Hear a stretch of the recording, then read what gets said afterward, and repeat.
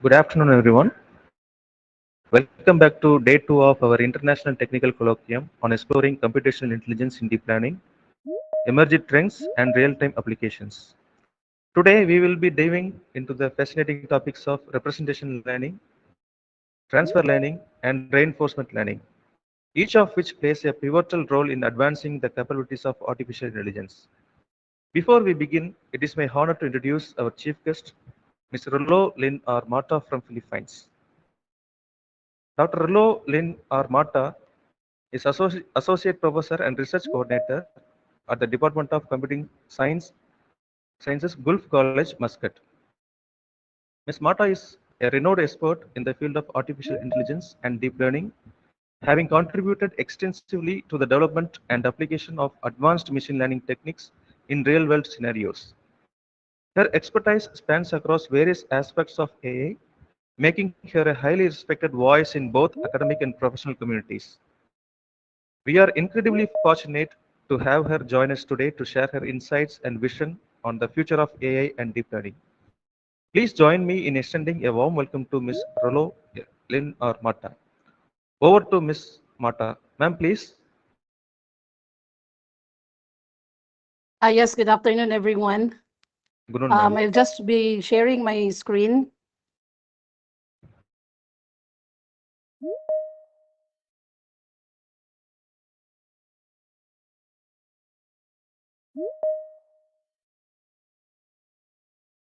Can you see my screen?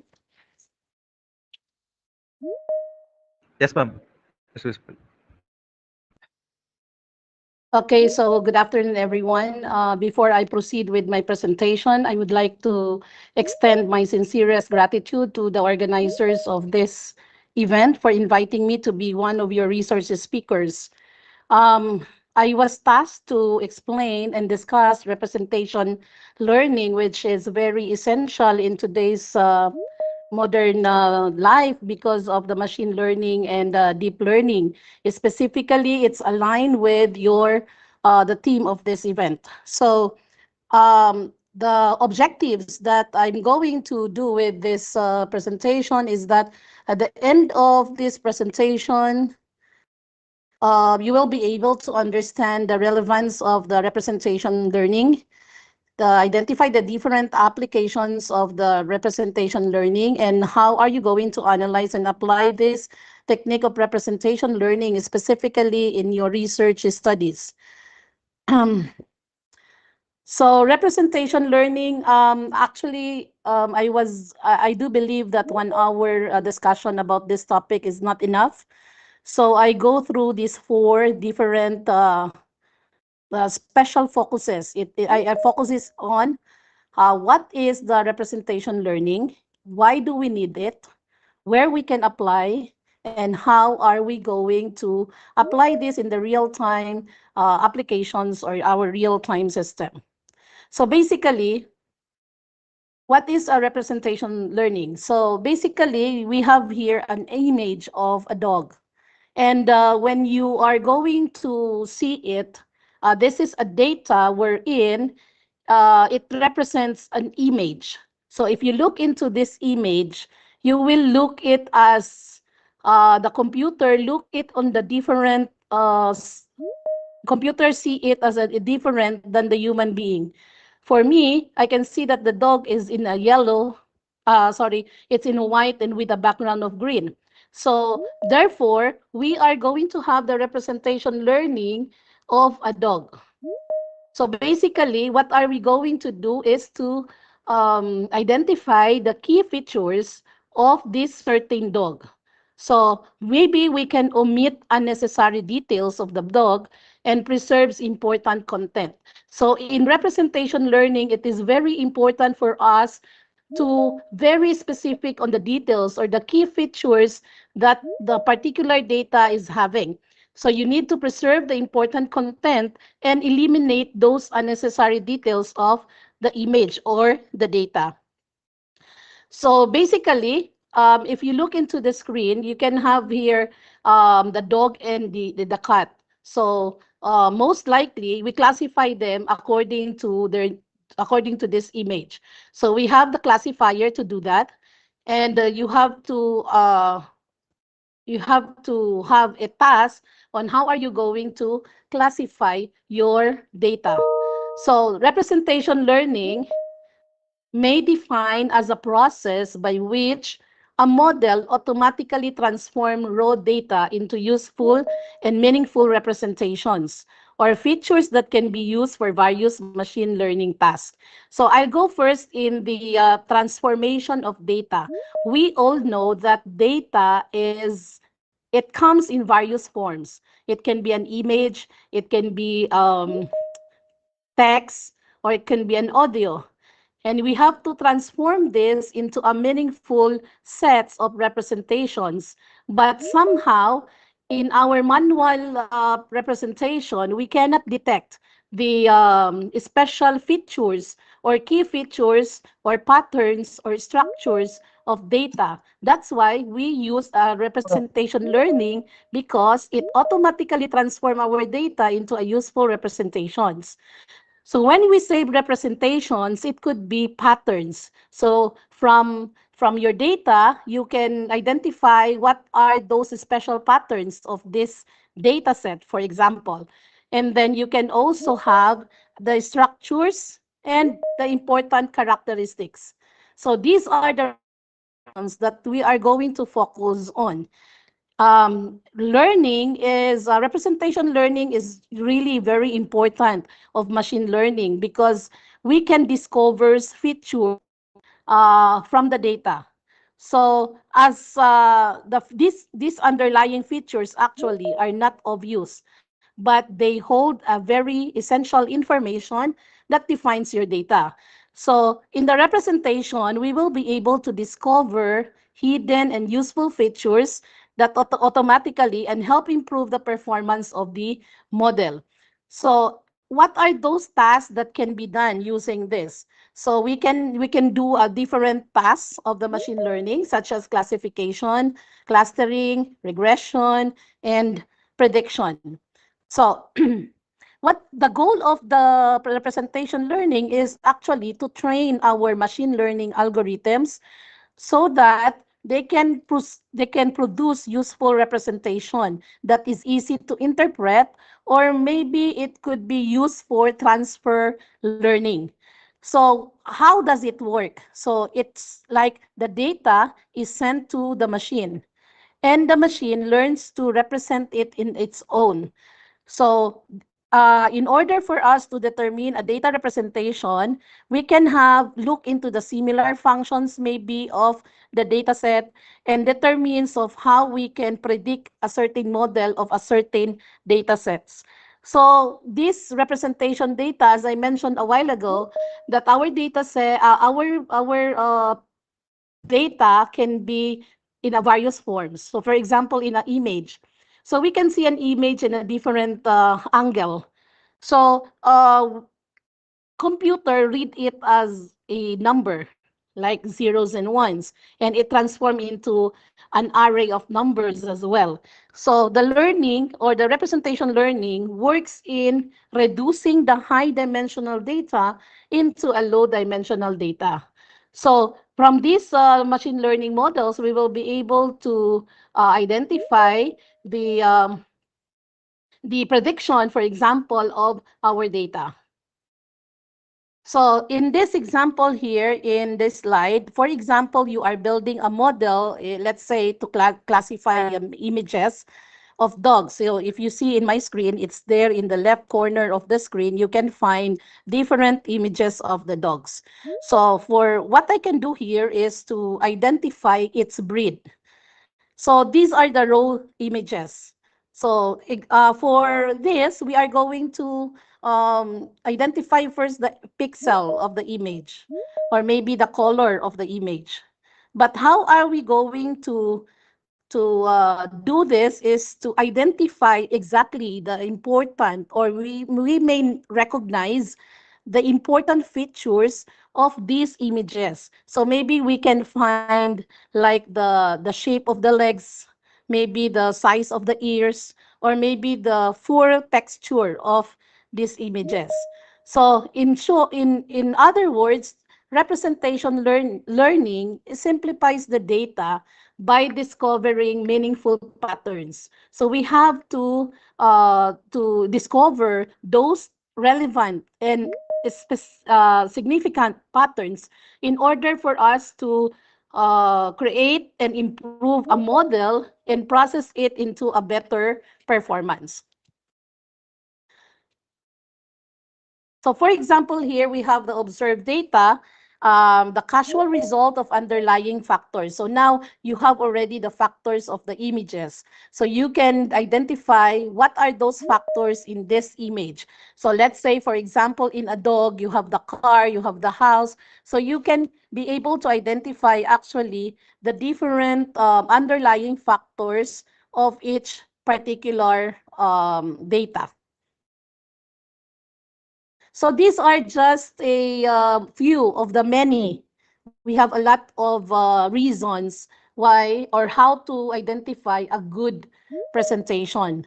So the first one is compresses the image into a smaller set of feature maps.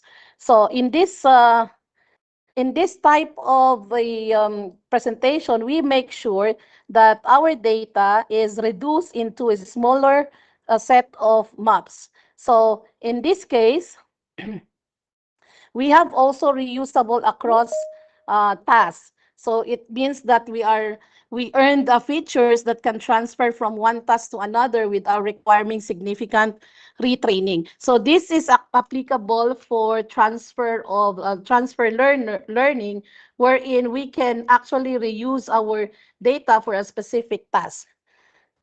The other one is the smooth and spatial coherent.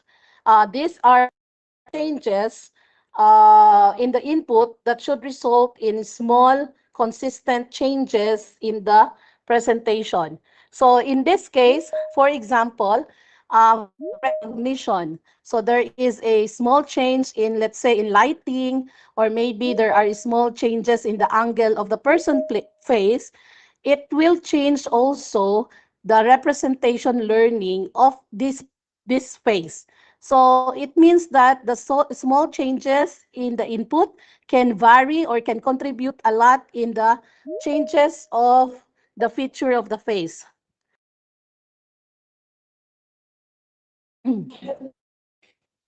So why do we need a representation learning? So why do we need it? Because the representation actually is a machine learning that has a raw data. The raw data is complex. It's high dimensional, and sometimes it's really difficult for the models to interpret directly.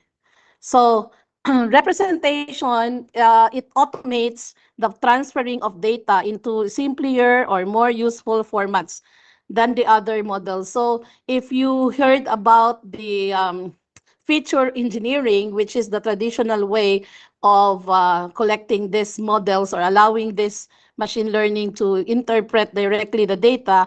So this process is automatic, and the data will be useful, and it can be performed like other models such as classification, regression, and pattern.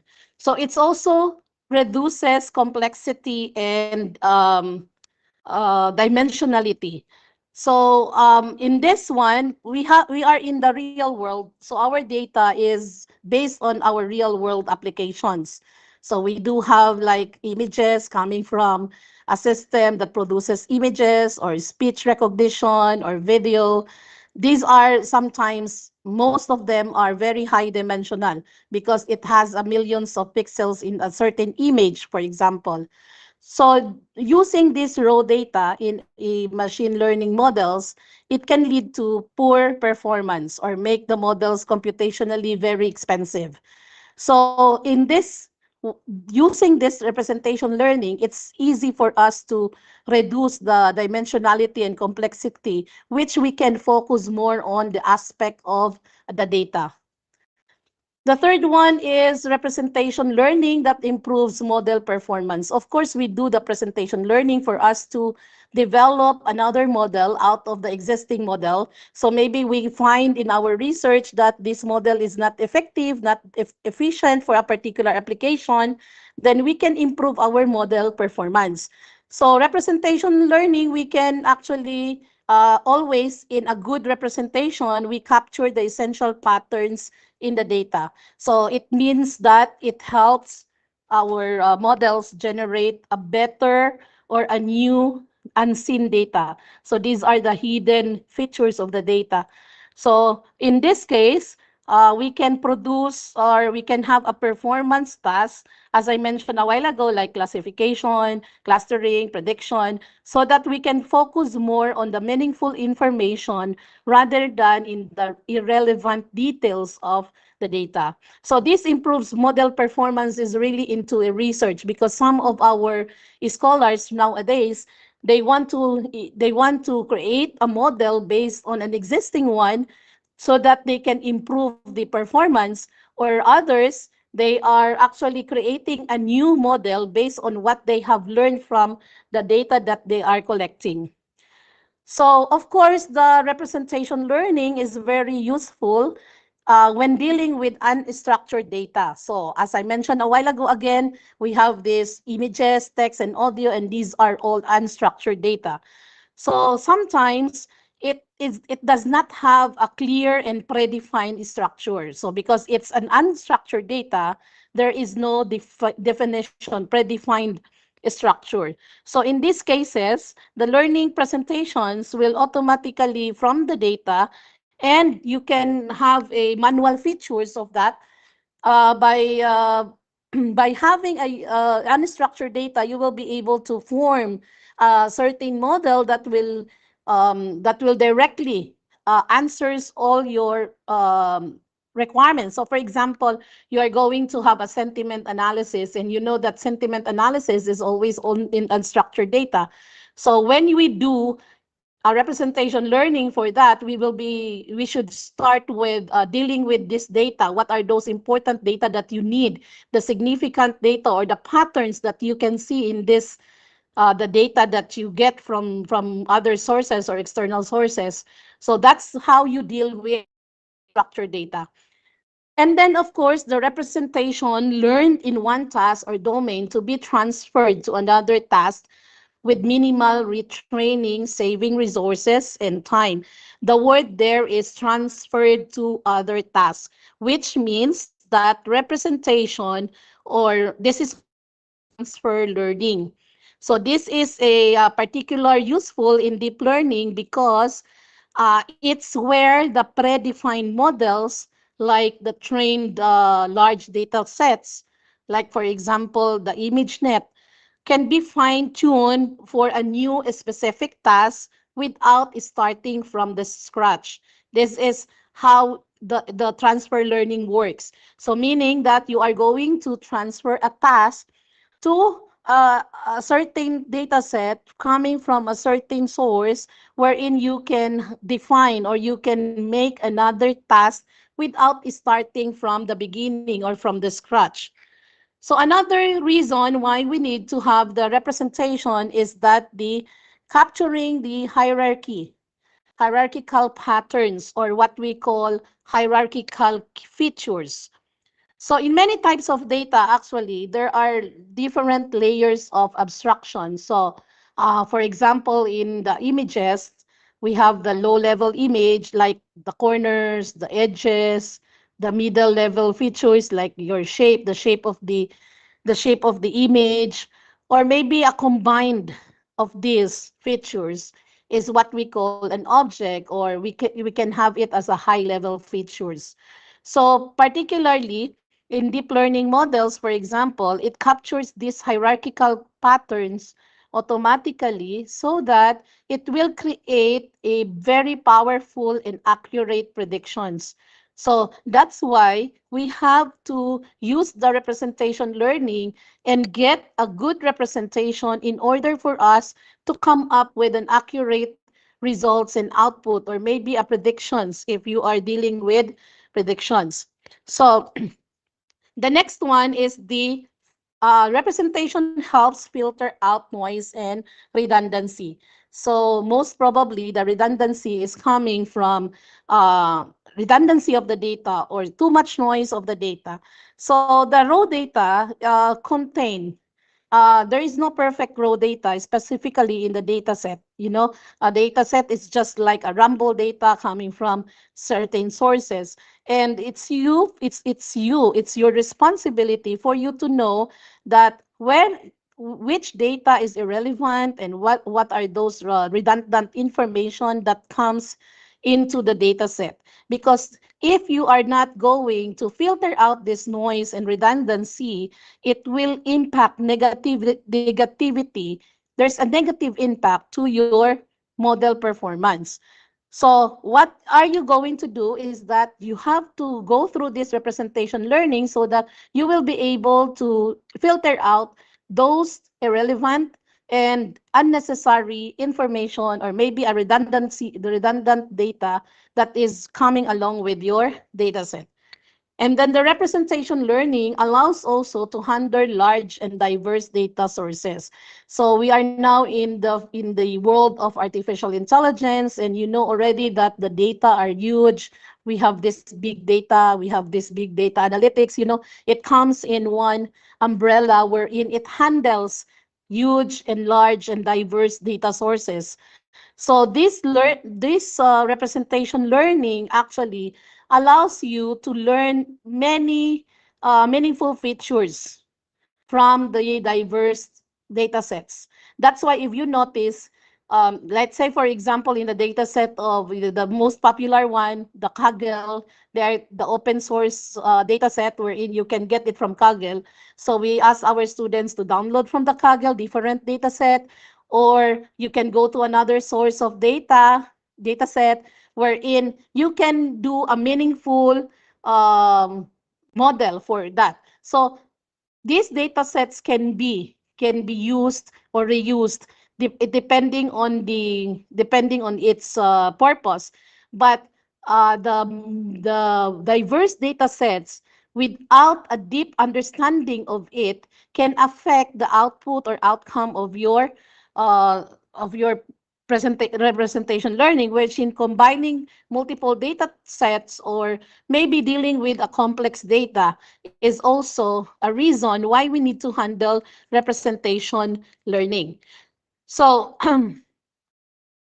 so where can we apply actually representation learning? Where can we have it? There are a lot of applications, by the way, but I just mentioned the top four, which I think is necessary to be shared. So number one is your computer vision and speech recognition, of course, the natural language processing, and the robotic and control system. So as I mentioned, there are a lot of applications that we can use the representation learning, but these just an examples which I think are most common nowadays, specifically in artificial intelligence.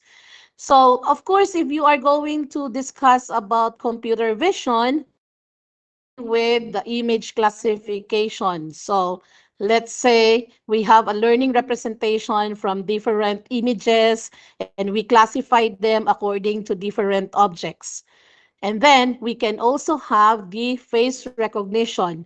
So again, these are just in examples. There are a lot of applications or things that you can do, tasks that you can have it for the computer vision.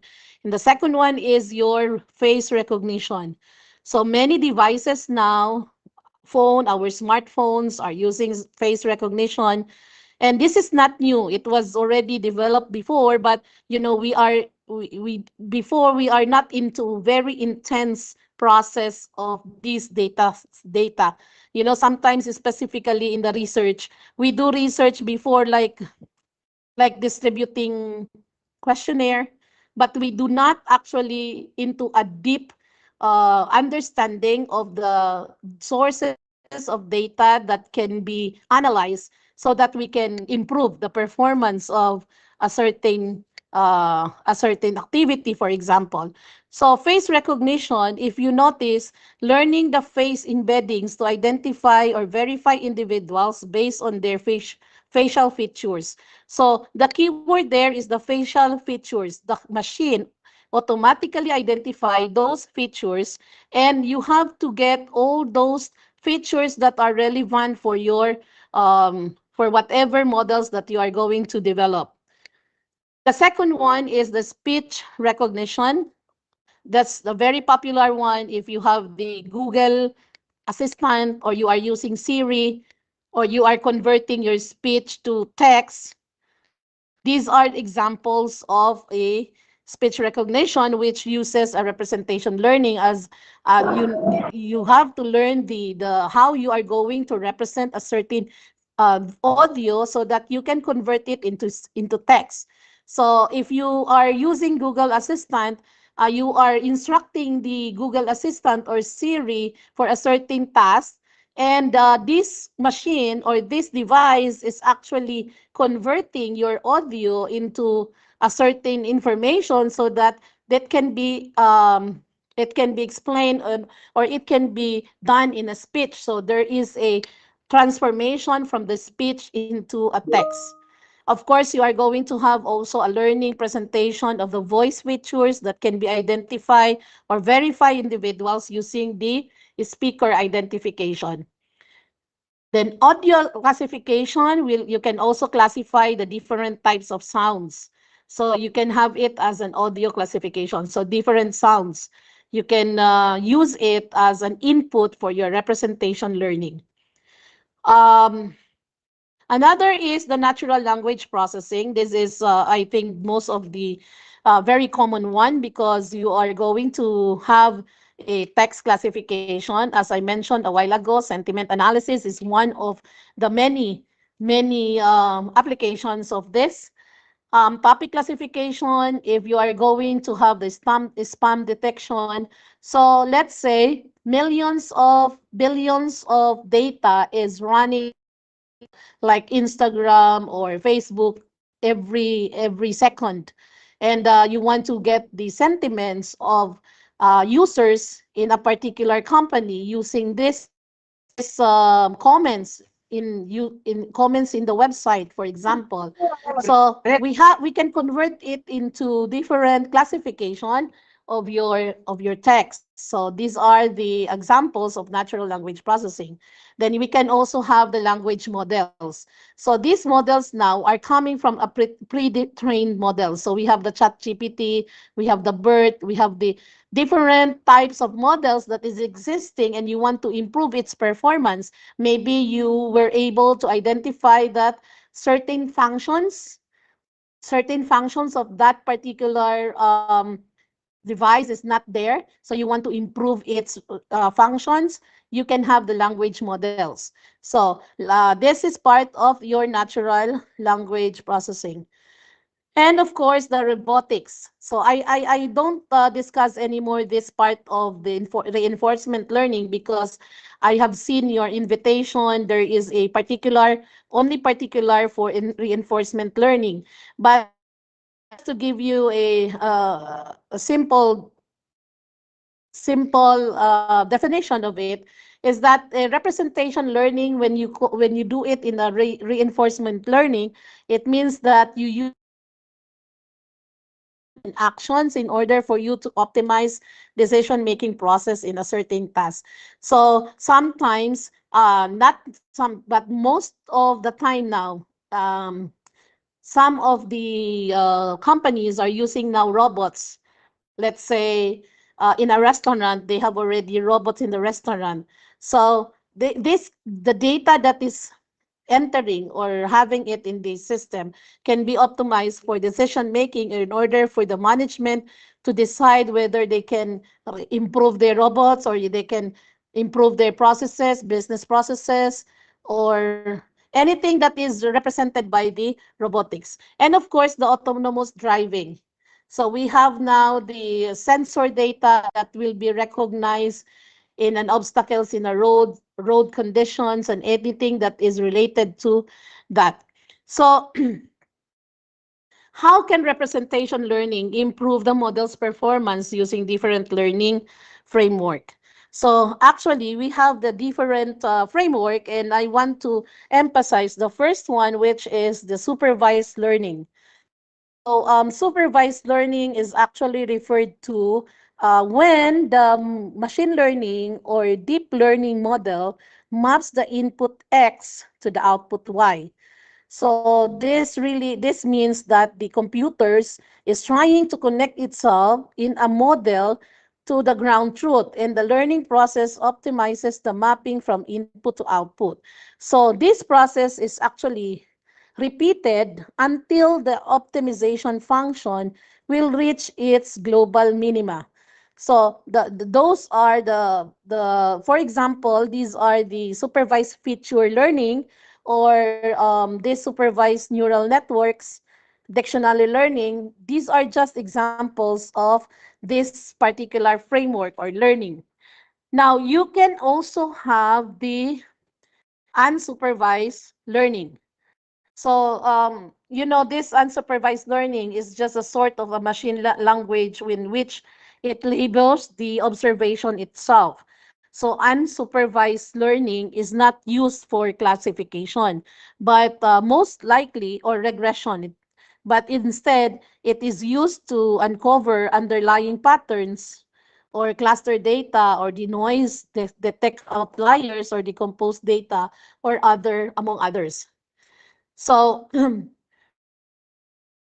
Since that many people or many scholars nowadays, academicians, people in the industry, students, they are into a research wherein they want to know what will be their they want to have something that will contribute to the body of knowledge of deep learning or machine learning. So I would like to share with you these 6 steps on how you are going to use the representation learning in a real-time application. So first is that you have to identify the problem and the data type. So as I mentioned, the data is coming from different sources. It comes from various forms. So the first is you have to identify what problem you are trying to solve. Are you going to involve like image recognition, face recognition, or maybe speech processing? Or are you going to detect fraud? Is that the problem that you want to solve? And then you are going to identify the type of data that you are going to be working with. So most is probably if you are in in the field of education, you are dealing with your students, you are dealing with your colleagues, and you want to, publish a research that is involving representation learning. You may start with the first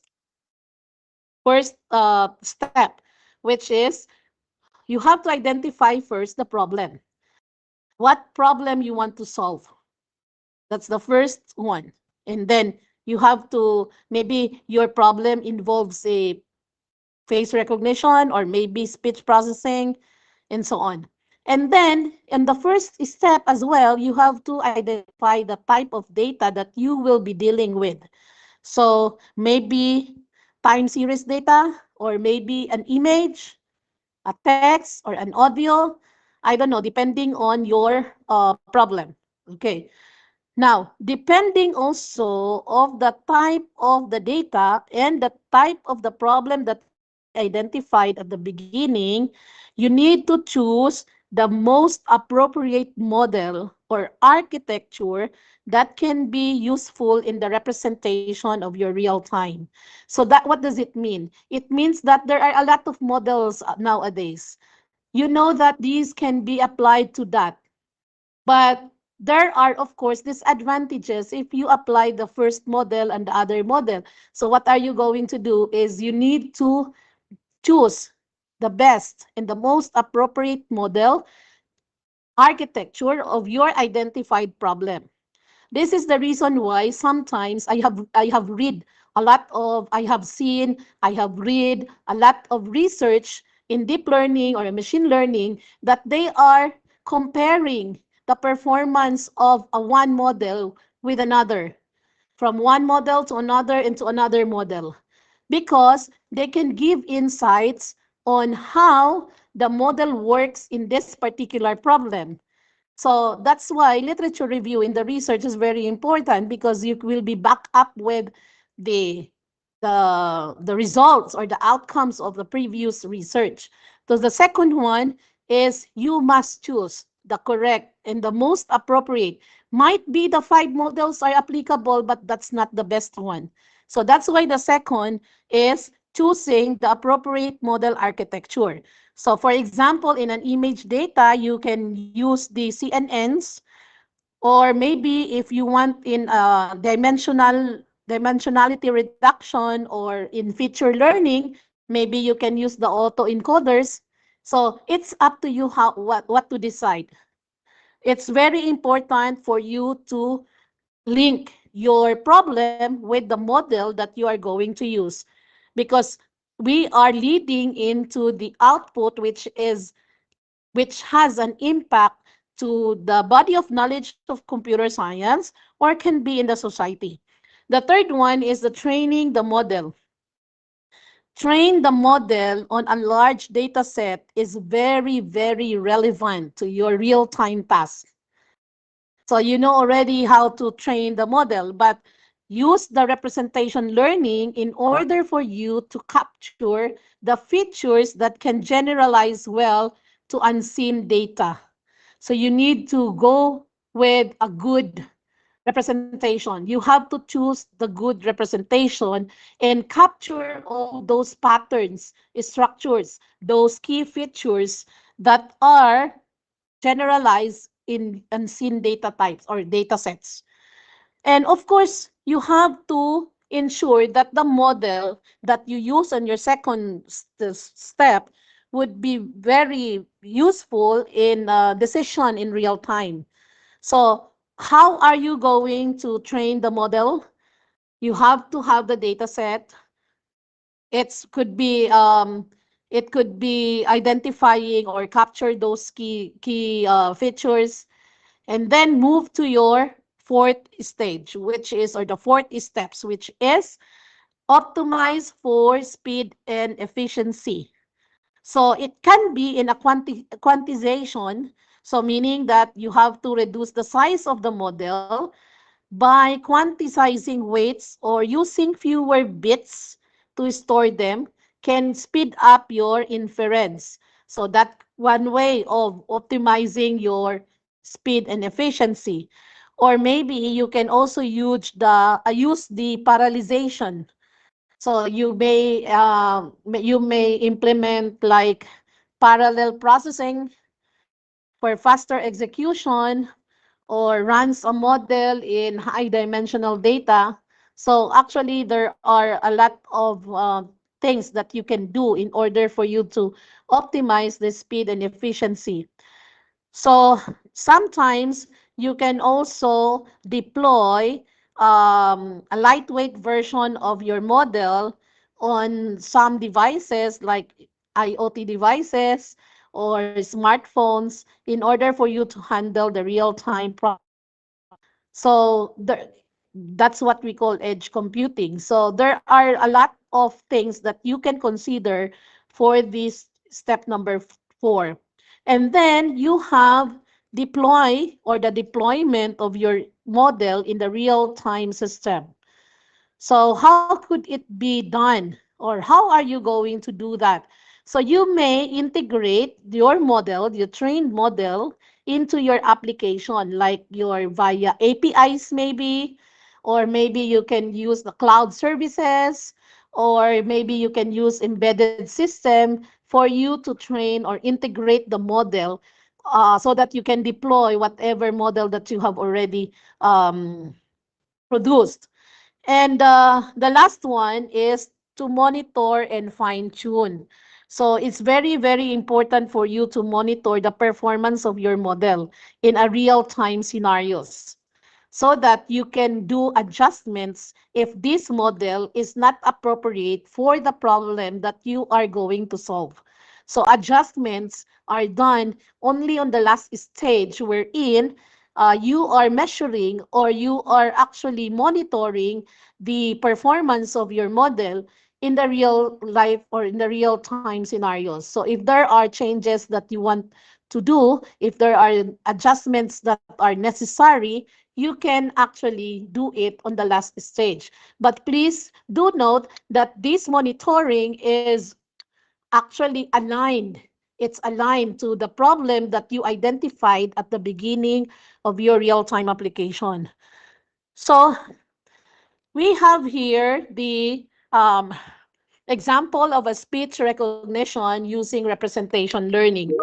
So, for example, assume that you and your friend would like to build a system that transcribe the speech into text in real time. So the system will use representation learning to extract important features from the raw audio and pass it to the sequence model to generate the transcription. So first of all, it needs an input. So these are the input coming from speech recognition. So what is the first input? Of course, it comes from your smartphone, for example. You record your voice in a smartphone, something like that. Or you speak it using your phone. The microphone will read your audio and transform it into a signal. Okay, so after that, what you are going to do is you can convert this audio into a spectrogram. So after that, you can use the representation learning for you to get and extract, capture the structure, the patterns, the special features from that spectrogram so that you can actually represent all the aspects of the speech in terms of the words, in terms of poems, and others. Then, of course, you can use a certain model for you to predict something related to the transcription. So, most probably, you will have an output wherein the model will generate a text in a real time and response based on the speech input. So, the maybe the model will give you an answer for a certain question using your smartphone or the inputs of the signals. Not basically, it's not on a formula, but it should be done in a formula. But yes, and then yeah, that's all. Thank you so much for your time.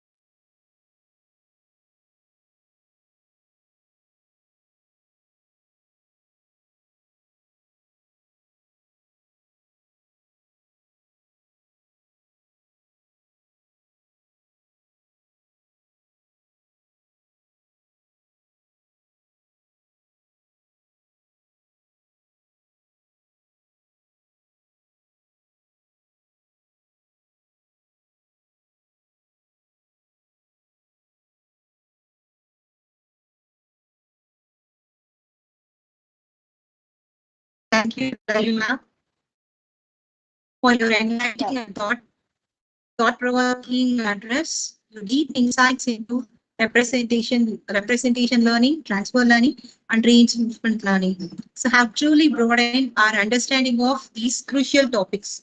So we are incredibly grateful for your time and for sharing your vast knowledge with us. So your contributions today have certainly inspired all of us and added immense value to this colloquium. So once again, thank you for being a part of this event and for enriching our learning experience. Thank you, ma'am. So, Thank you so much also for your invitation. okay, ma'am. Thank you, ma'am. So now it's time for day two, session two. So it's my pleasure to introduce our esteemed resource person for this session, Mr. Nanu Swami, the founder of Maxlerator Foundations, Madurai. Mr. Swami is a visionary leader, an innovation architect, and a parallel entrepreneur committed to designing the future of both technology and entrepreneurship. We are honored to have Mr. Nanusamy with us today to share his knowledge and experience. Please join me in giving a warm welcome to Mr. Nanusamy. So, handed over to you, sir.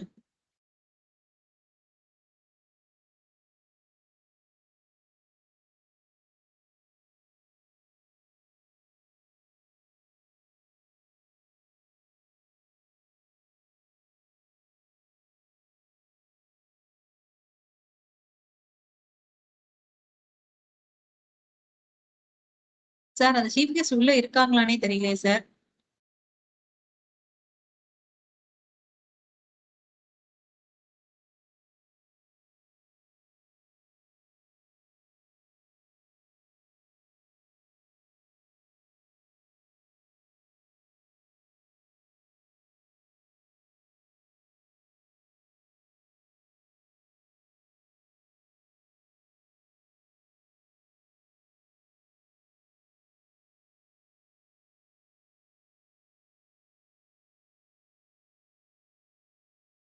And information to the participants. Sorry for the delay. So our resource person will join exactly at 3 p.m. So please wait for 10 minutes. Thank you.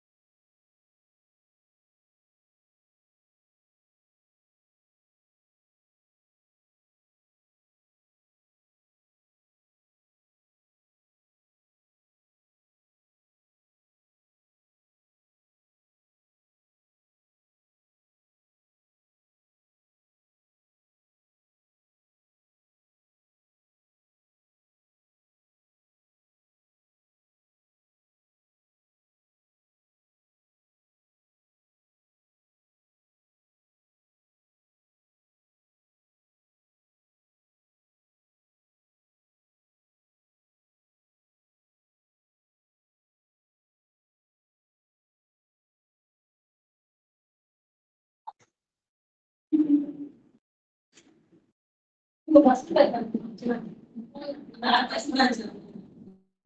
we are glad to welcome you all back to this day two, session two. So it's my pleasure to introduce our esteemed resource person for this session, Mr. Swami, the founder of Maxlerator Foundations, Madurai. Mr. Swami is a visionary leader, an innovative architect, and a parallel entrepreneur committed to designing the future of both technology and entrepreneurship. We are honored to have Mr. Swami with us today to share his knowledge and experience. Please join me in giving a warm welcome to Mr. Swami. So welcome, sir, and the session is handed over to you, sir. Thank you. Thank you, ma'am. Can you hear me okay? Hello? Yes, sir. Yes, sir. Yes, sir. Okay. Okay, thank you. And I was supposed to be, talking from Madurai, but had to travel. And I am actually at in Chennai at IIT Madras, the research park, um, working with a few groups here. Glad it was an online session where I could join from right here. So it's a wonderful opportunity to talk to all of you today. I am not sure of all the backgrounds of the different people, but essentially what I'm going to cover is the basics of what transfer learning is and what reinforced learning is. So both these topics are topics of great importance. They have been topics of great importance for quite a while, and they become even more important right now with all the Gen AI large language models, and also with reinforcement learning for learning how different things behave. So without much ado, let me get started by first giving you a brief introduction of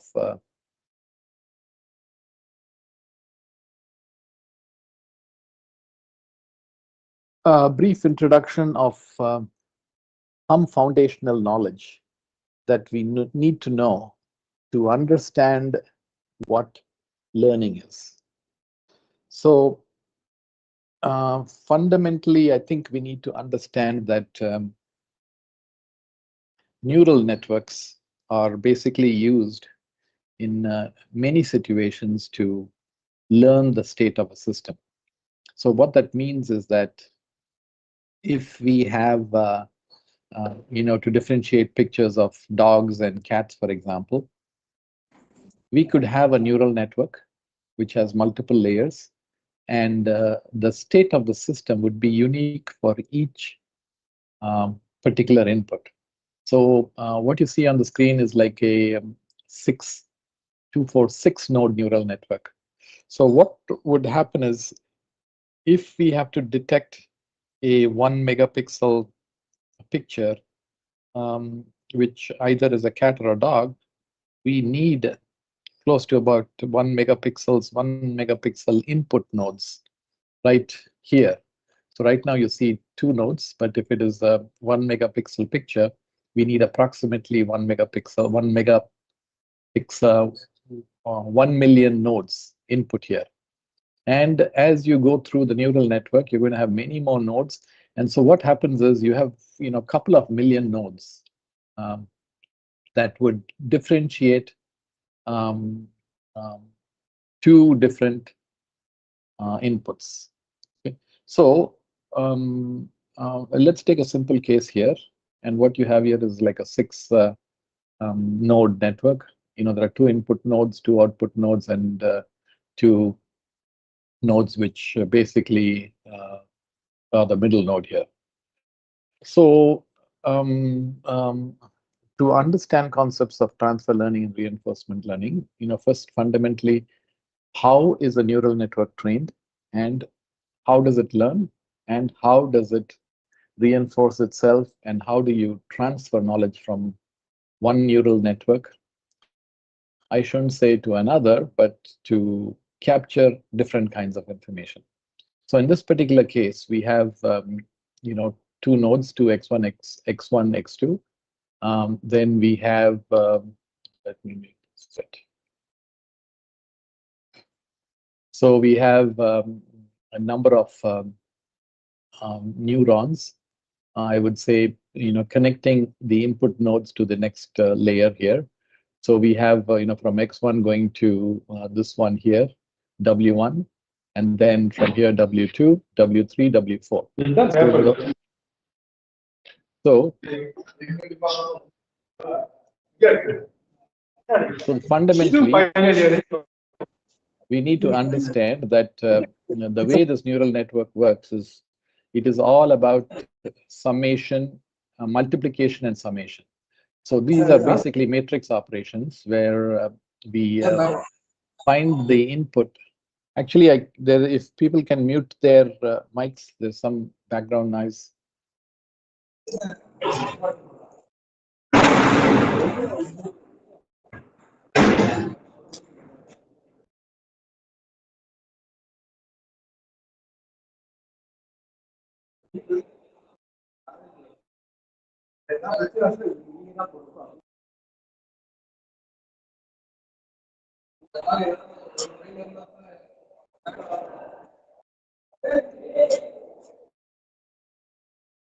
I am not sure how to mute people here, but okay, let us continue.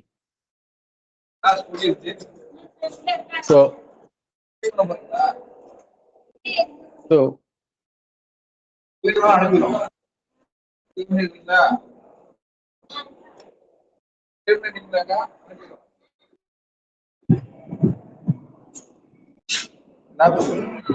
actually, the host, can you mute people from your end?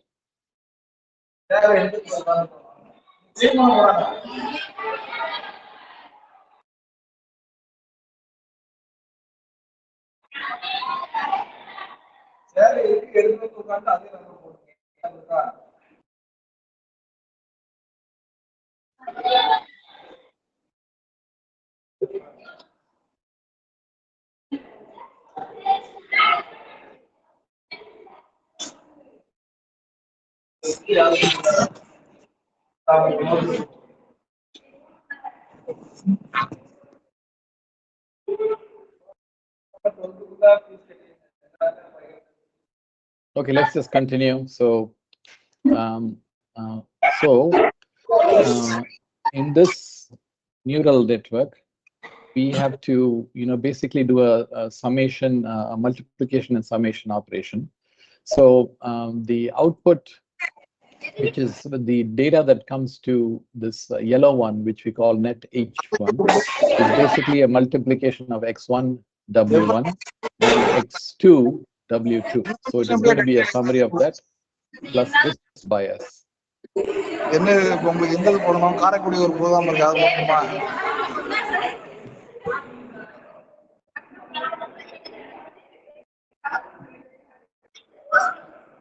Hello, Mr.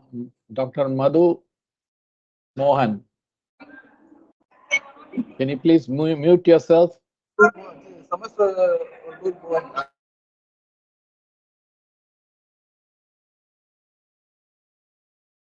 Okay. Okay, so let's get started here. So we need to understand how reinforcement learning and transfer learning works. So basically, the output at this node and 1, which is the yellow one, is a summation of the weight times the base value x1 W1 and x2 W2. So that's what this thing is, plus the bias. And the values that you get on net H2 will be W3, x1 W3 plus x2 W4. So each of these arrows, you have to multiply the node from which it's starting, multiplied by the weight, and then sum all the inputs that are coming to each node. So for this particular node, there are two inputs. One is this and one is this. So the sum is x1 W1 plus x2 W2 plus the bias. And for this one, it is the sum of x2 W2, one input here, which is x2 W2, and the other one is x1 W3. Okay, so that's what you see here. So we get these intermediate outputs, and then to calculate the output of this one, we have to take this output and multiply it by the weights correspondingly. Okay? So the so you can do those calculations and get the output here. So just to summarize, X1 and X2 are neurons in the input layer. H1 and H2 are the hidden layer, and the output layer are this one. Biases, weights, all these things. Okay, so um, the final output from a neuron is applied by applying an activation function. So the activation function is basically a little thing that is applied to this sum that you get here. So net H1 is a sum that you get here. Net H2 is a sum that you get here. And the output of this H1 will be 1 divided by 1 minus e power net H1. Okay, so this is the output that you get from this thing, which is basically an activation function that's applied. And you have different kinds of activation functions that are applied to get different kinds of outputs. Now, this output function is basically used to include some kind of non-linearity into the system, and that is the only way you can reproduce any kind of input and match it with any kind of output. So in this particular case, the final output that you get from this in this net y1 would be the output that you get from this one times for example, let's say I take this one here, this net y1 will be the output net h1 times w5 plus net h2 times w6 plus bias. Okay, so there are a lot of calculations here that decide what the output is. Now, the important thing to understand is that to understand transfer learning, you need to know that all these calculations have been done to figure out what the output is. Now, when we're doing transfer learning or reinforcement learning, we are going to basically correct this neural network. We're going to make changes to this neural network, all the weights and biases, everything. Um, uh, we're going to prune the network a little bit. We're going to change the weights from either floats to bytes and few other things to make this more efficient. So what happens is we feed an input and we get an output.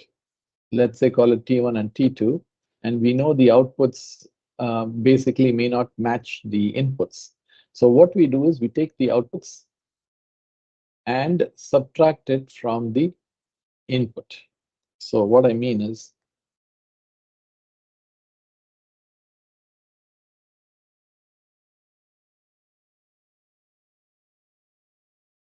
so this is the output value that we get.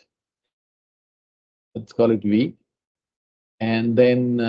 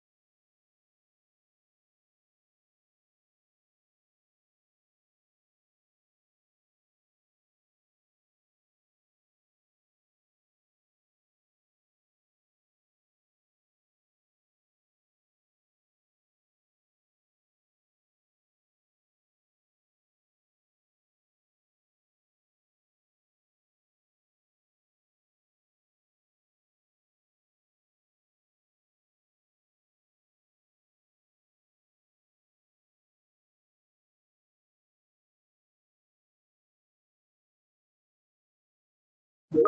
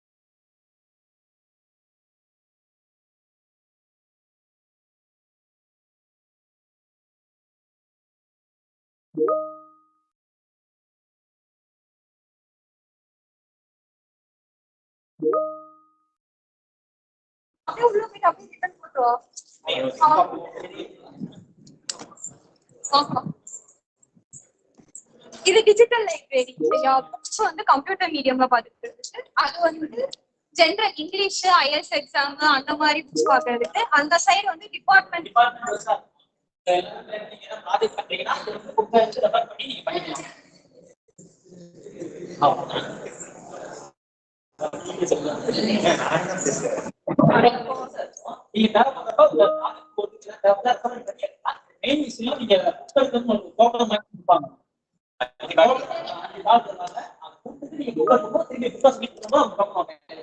ஒரு book search பண்ணணும் என்ன ஆப்னு பார்க்கணும்னு நினைச்சீங்கன்னா இதை search பண்ணி பார்த்துக்கலாம். இது வந்து அட்டனன்ஸ் சிஸ்டம் மாதிரி ஃபர்ஸ்ட் இயர் செகண்ட் இயர்ல லைப்ரரி யாரும் கொடுப்பாங்க. Hello. இதை வச்சுட்டு வர மாதிரி இதை வச்சு அட்டனன்ஸ் கேட்கணும்.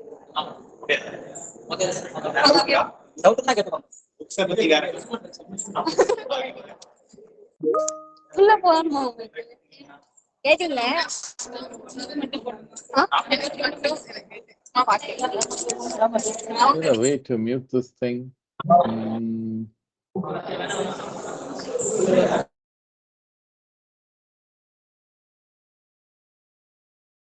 Okay, thank you.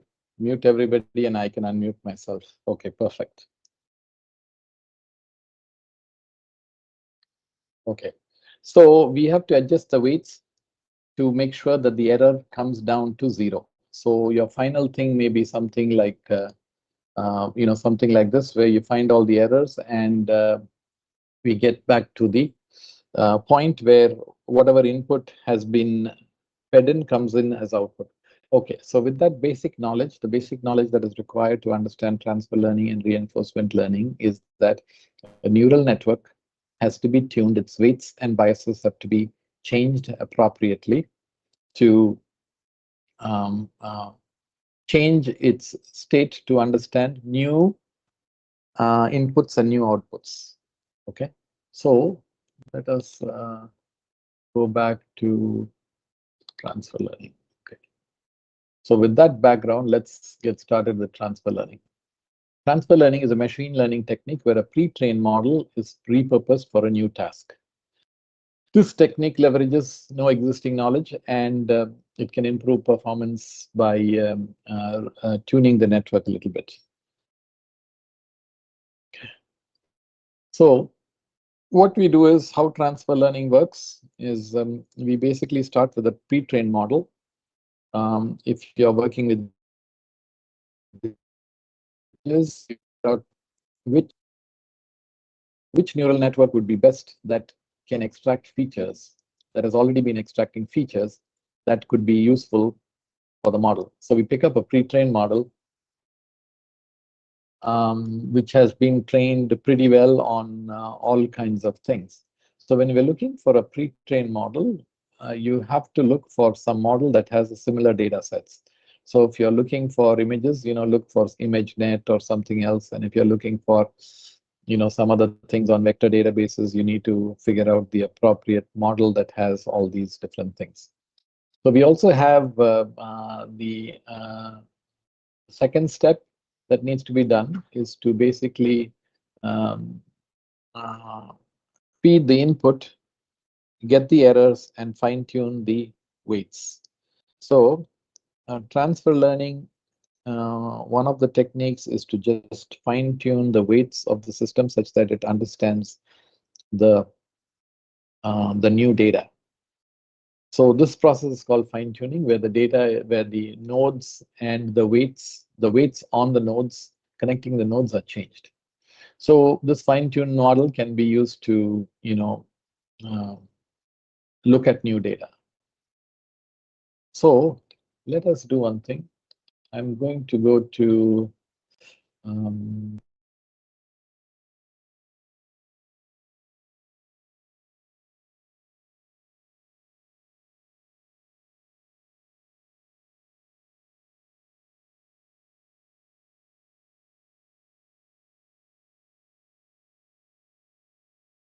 so I think the way we are approaching learning and teaching has changed over the last 1 year. So having like some kind of co-pilot with you, some kind of LLM that you can talk with, makes it a little more interesting. So let us just look and ask for examples of transfer learning.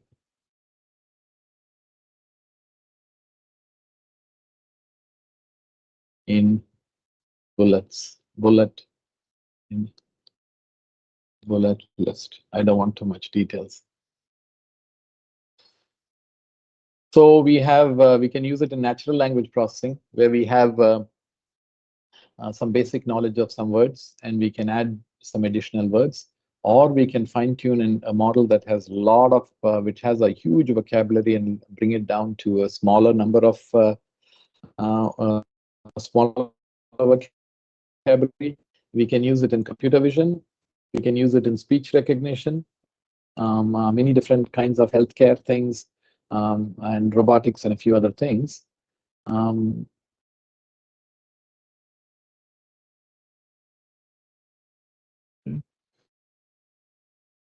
So the main reasons why transfer learning is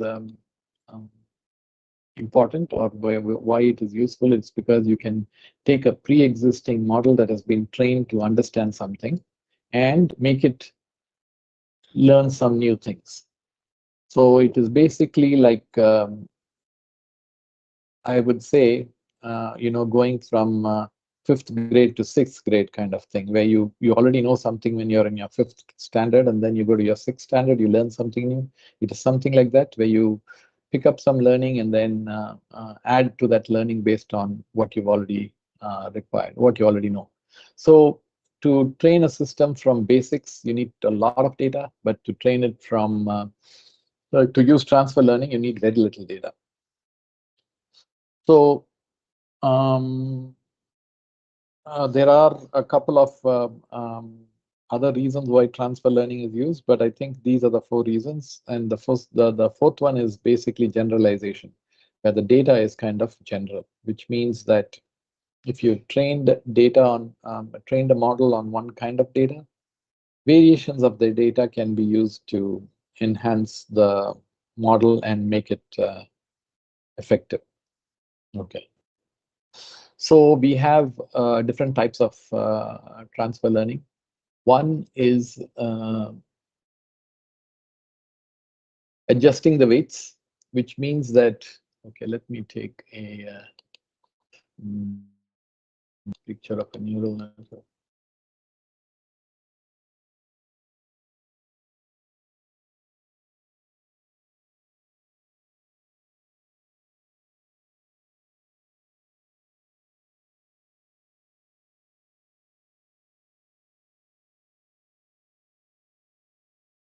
So in this neural network, if we are doing fine tuning, we're going to change the weights and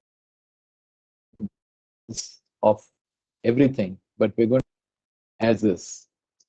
Okay.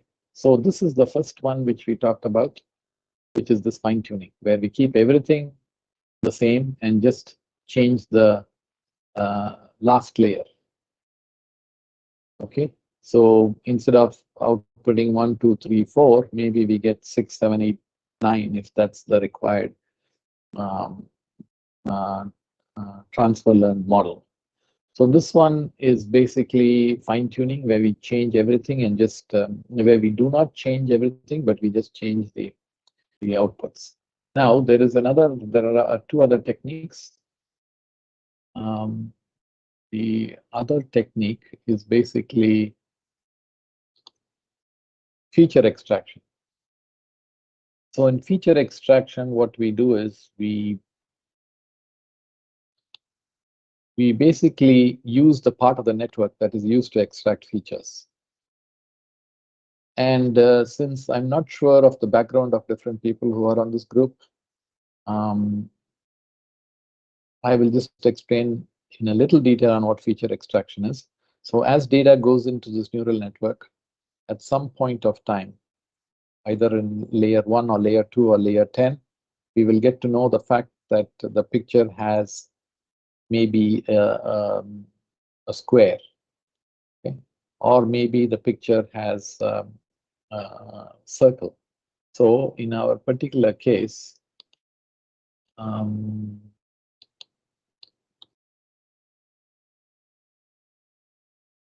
if we want to detect a car, so want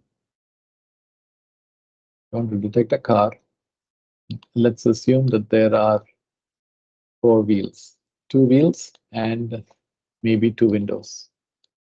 A simple, okay, let it be a bus. So in this particular case, our feature extractor, which processes this whole image, at some point of time can point out the fact that there is 1 circle and 2 circles. And then it can also point out the fact there is a rectangle, a feature, another rectangle, another feature rectangle. So these feature extraction pieces are handled in these sections. So this particular neuron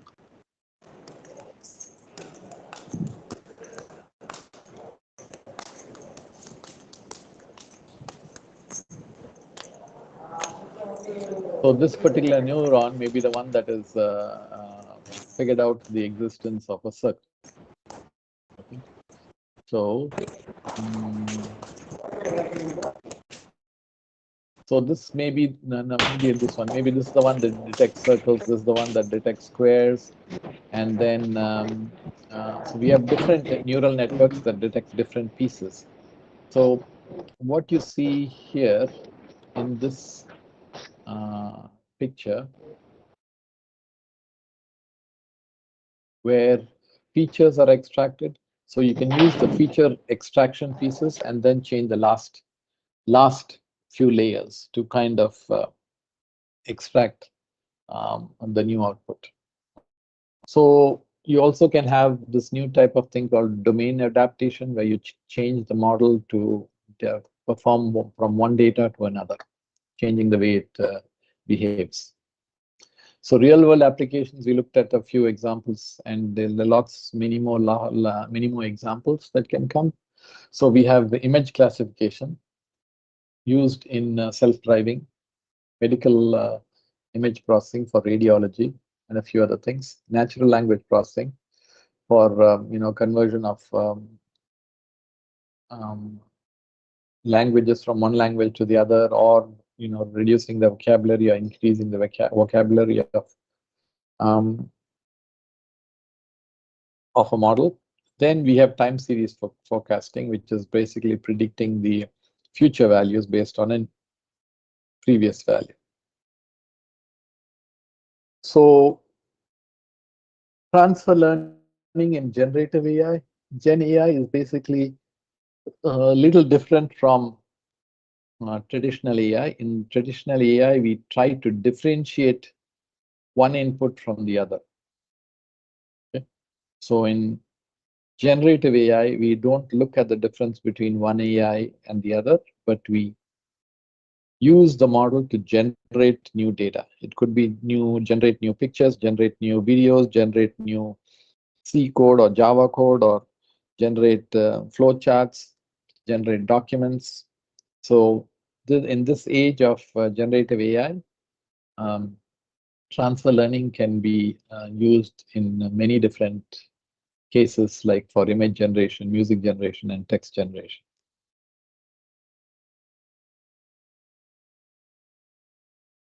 So fine-tuning versus training from scratch. In fine-tuning, it is much faster since we're just making changes to the neural network. There's less data needed. We leverage existing knowledge from based on the neural network. And the other one is training from scratch, which is much slower, which means that we start teaching like a fresh baby, how to do things. You got to teach everything from scratch. So it takes a long time. And challenges in transfer learning. We have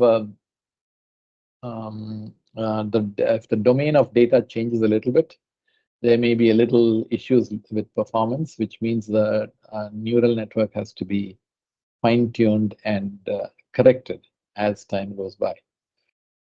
We also have data bias issues, which need to be taken care of. And the other one is model overfitting. So if you train the model with too much of data, you're going to basically get an overfit model, which will be difficult to handle. So now let us go to the next part, which is reinforcement learning.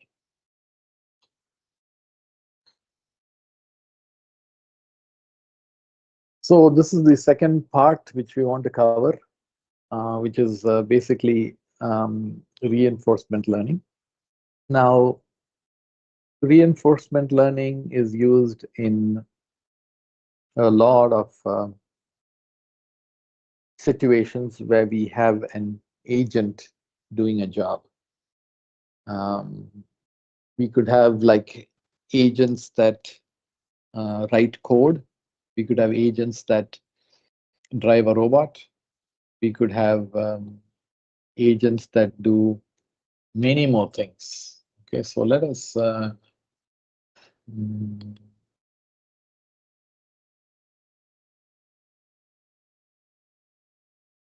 agents, 10 AI agents used in reinforcement in RL.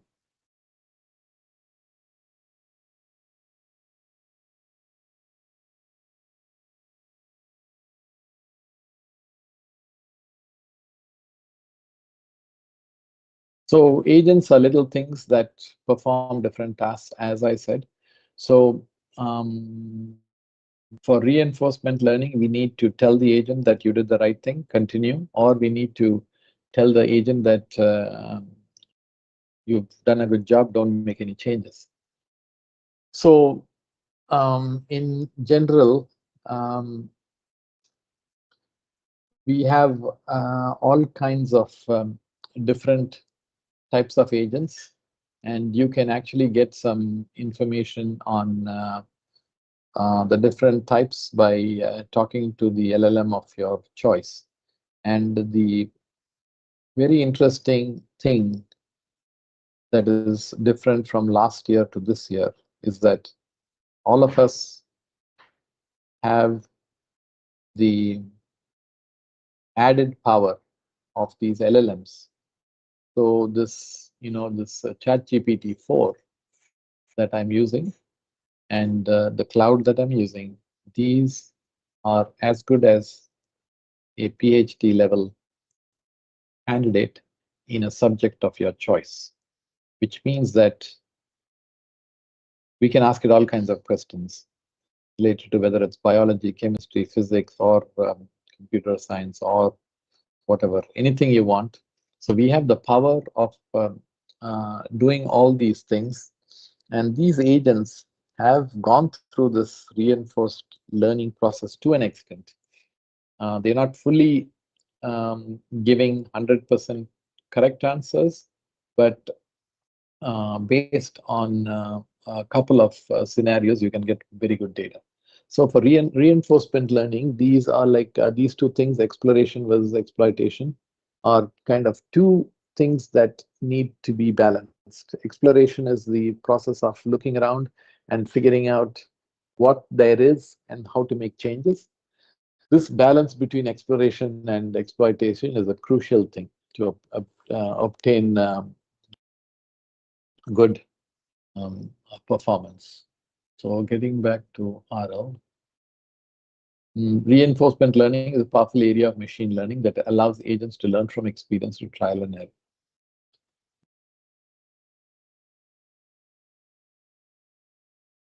So how it works is we basically have an agent. The agent is the entity that interacts with the environment. So it is like some kind of software component, hardware component mixed together, which interacts with the environment. So it can have sensors, it can have feedback from different systems, external systems. So the agent is the one that does the job. Then we have the environment, which is basically the world in which this agent is working. So it can be, if it's a robot, it could be like a playground, or it could be like a building. If it is like a software agent, it could be the the computer on which it's running.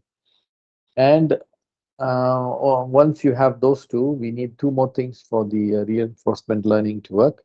The other one is we need to have rewards.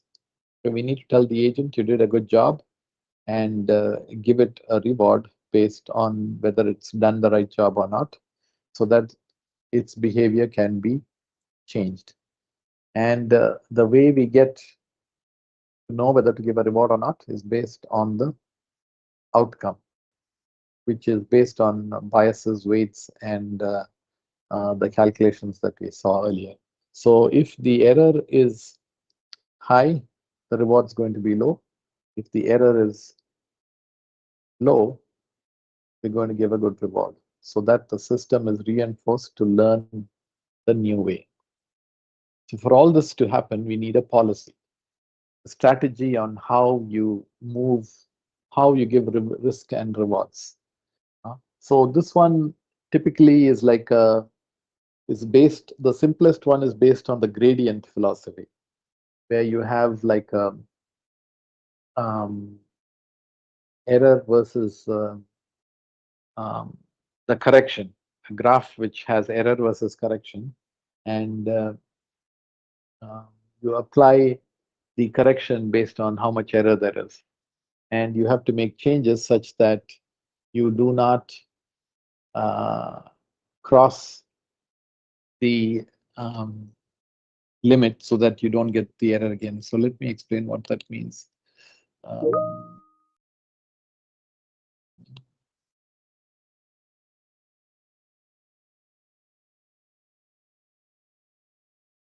So let's say we have a graph x, y, and x. Okay? So let's say this is error.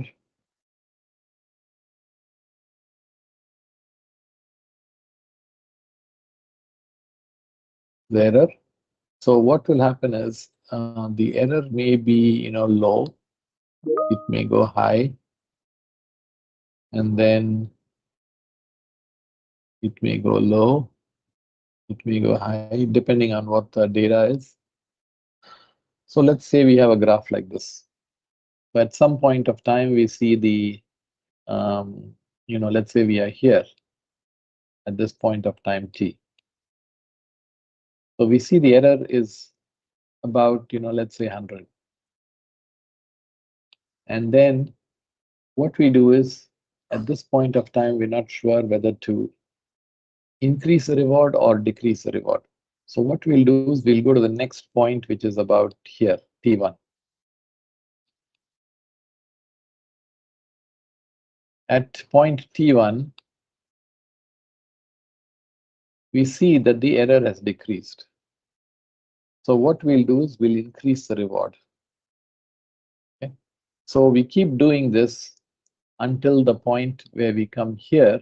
We keep increasing the reward, and then after some time we get to this point where the thing starts increasing. The error starts increasing, which means we need to decrease our reward.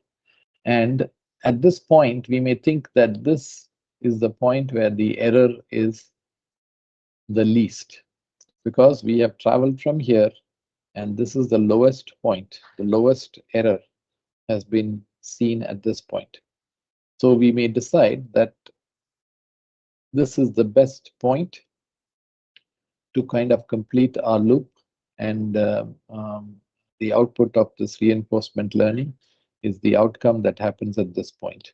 But what happens is, if we start exploring more, we'll come to the point where we have much lower errors a little bit far off. So we need to make sure that we are not catching the errors that are not the right ones. So that particular thing has to be taken care of during our learning algorithms, during our reinforcement learning process. Okay. So the agent environment rewards and the policy. So types of reinforcement learning: positive reinforcement, the agent receives awards for performing desired actions. Agent is punished for undesired if there is a negative reinforcement, and it could be positive or negative, a punishment in case it has been doing something which is totally out of the way. So the key concepts in reinforcement learning: you have a state of the system, you have an action, an action. There is a reward that gets the desirability of that action, whether it is a good action, bad action. The good action, the reward is positive. If it is a bad action, the reward is negative. Then we have a value function that accumulates the rewards over time. So reinforcement learning, we have a lot of different examples in robotics, gaming, finance, healthcare, everything. So in robotics, it's very clear on how this is used. So if you have to navigate to a particular location,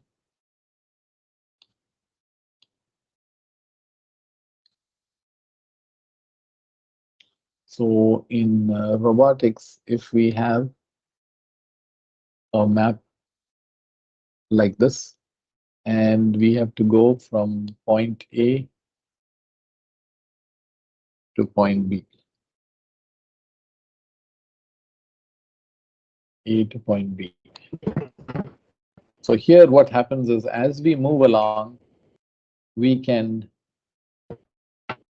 find the error based on the distance. Let me try this. So the ideal path would be a straight path like this from A to B, assuming there are no obstacles. So in this particular thing, the error that we get is basically this distance. This distance from the actual to the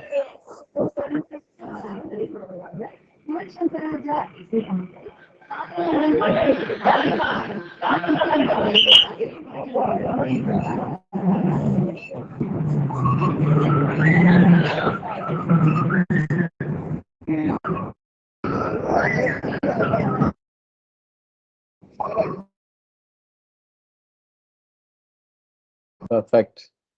So good. idea. Mute everybody, I'll unmute myself. Perfect.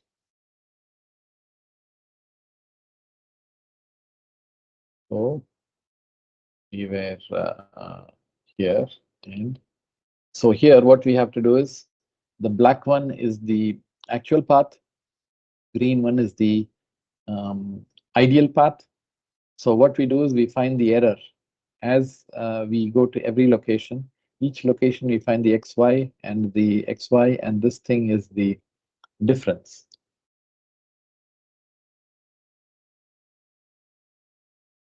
This particular thing is the difference. So we take that error and we try to reduce the error as much as possible, just like how we fine tune a network. This takes care of the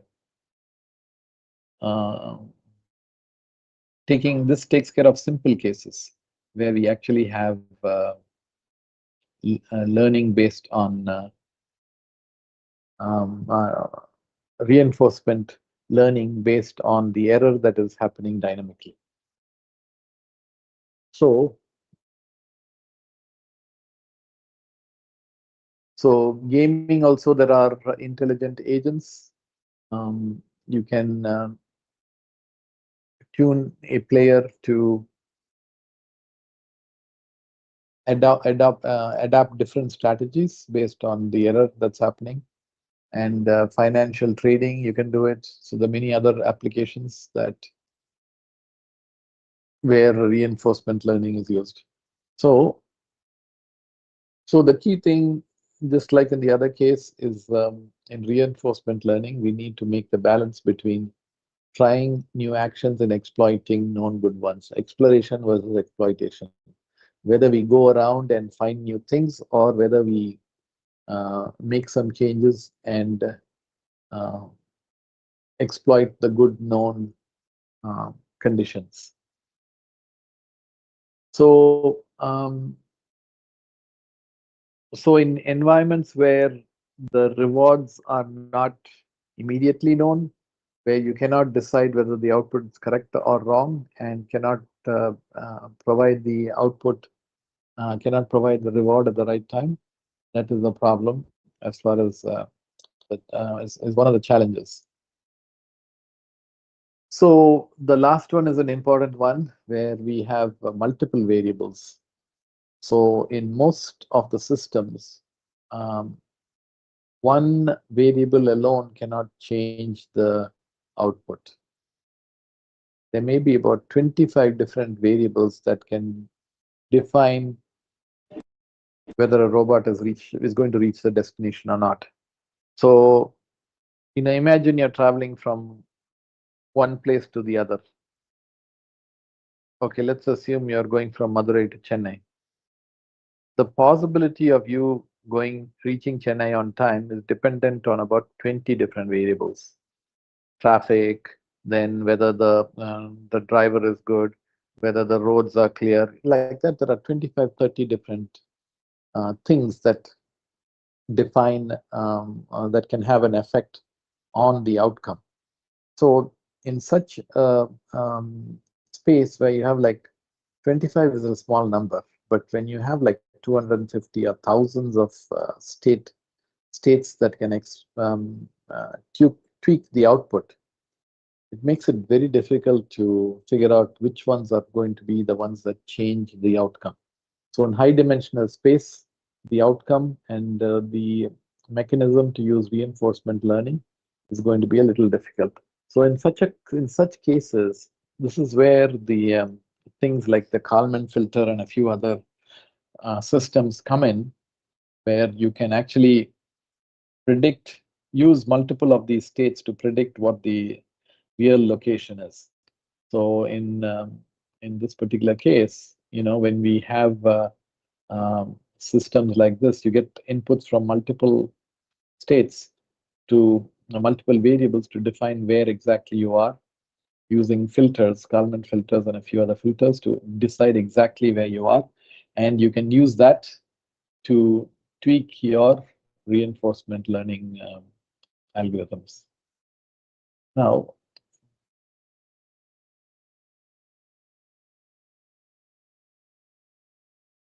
so This is the last one that I have here. So we have multiple mechanisms for reinforcement learning, but couple of things that are required. Basically for reinforcement learning, where we have to make changes at a very deep level, where multiple things, multiple changes are inflicted on the output due to different variables. We have like to take care of neural networks, on the amount of data, the computational power, and also in robots, doing navigation and path finding and everything else. You have these concepts that we have talked about to basically get a good system with the output matching the input. It is actually quite difficult to do this online thing without much feedback. But I think I'm going to stop here with basically what can be done in an hour to cover these two topics that are of they're quite deep, and all we have done is just touch the surface of this thing. Okay, so if there are any questions or anything, I can take them.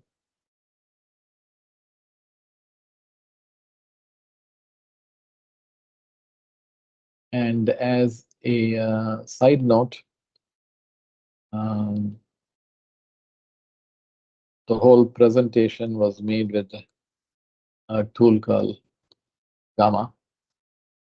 So I think this is an excellent tool that you can use to generate content for lectures, and this is like a generative AI tool. So you can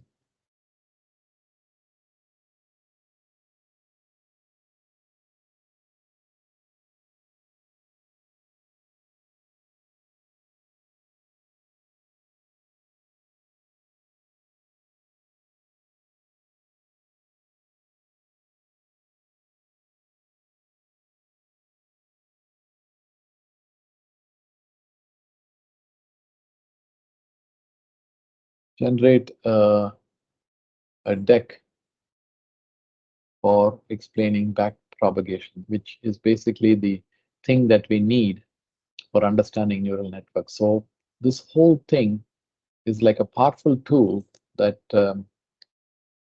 basically is there at everybody's fingertips. So I can just choose a theme and generate, and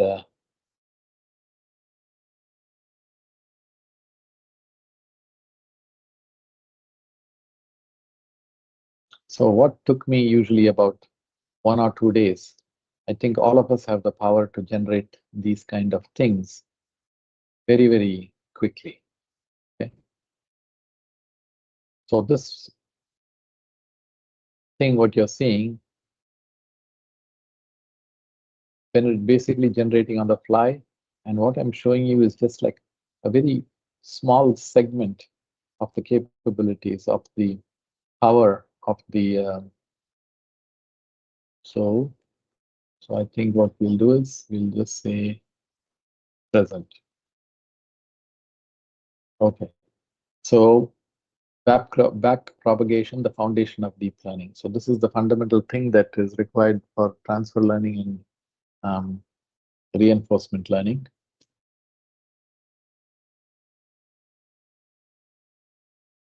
So a little bit about neural networks. So it becomes so easy to create things: input layer, hidden layer, output layer. Then role of back propagation. This is basically just giving you like the mechanisms to kind of learn more on the topics that we have covered right now. How easy it is to dig into it. You don't need to ask me questions. You can just straight go and get this whole thing yourself. and you can use it in your classes just to of any topic of interest. So this is what I say is the power, the hands is like unforeseen, and we are able to do many more different things. So I think with this, we're going to stop for today.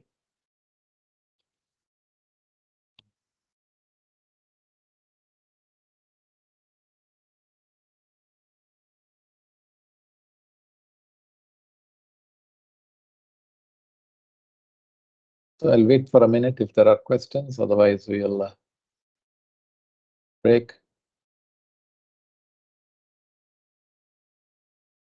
Participants, you can ask the questions if you have any questions. Participants.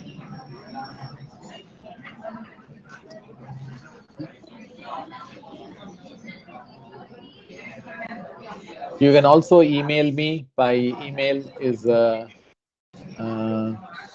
see.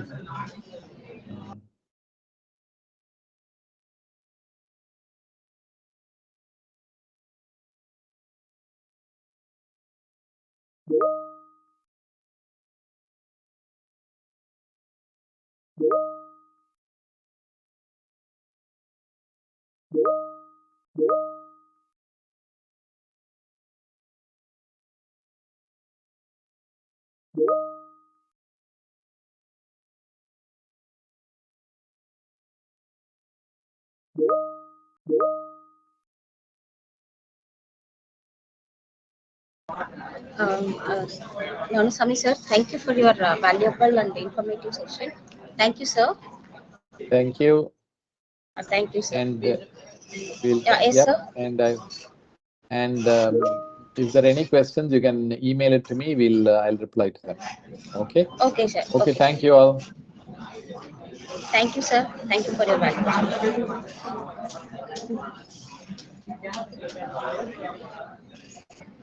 So thank you, Mr. Nanusami sir, for your inspiring and thoughtful, provoking session.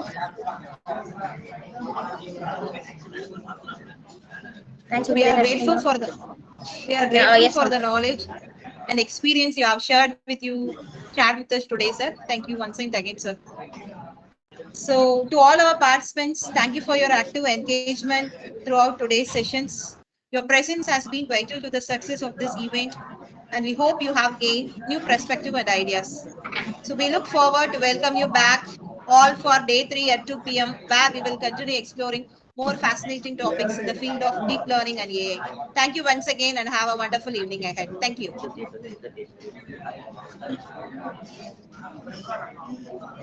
Participants, before leaving the session, kindly ensure your fill the both the sections feedback. Nanusami sir, mail ID is available in chat box. Kindly make a note of this.